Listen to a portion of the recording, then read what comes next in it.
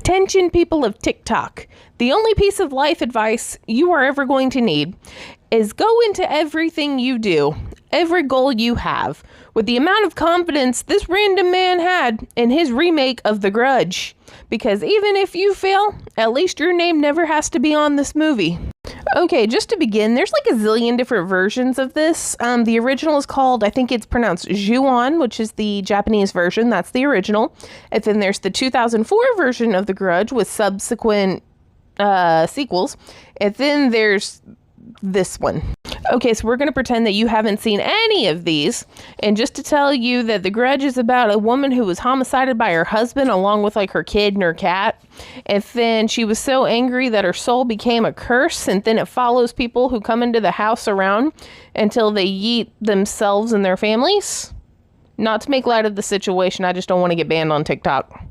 But that's essentially all you need to know. So I'm not saying that because it's Japanese lore, it needs to stay in Japan. I'm just saying it was a lot more coherent when everything happened in Japan.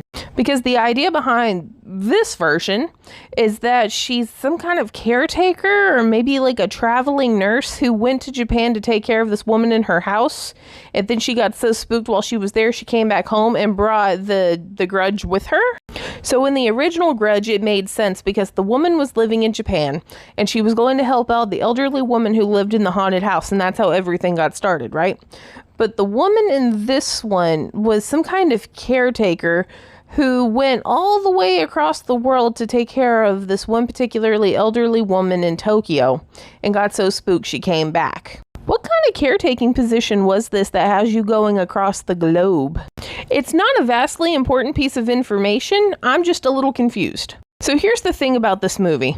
Did you ever see that episode of King of the Hill where Peggy was trying to sell a house and it was full of very unfriendly people?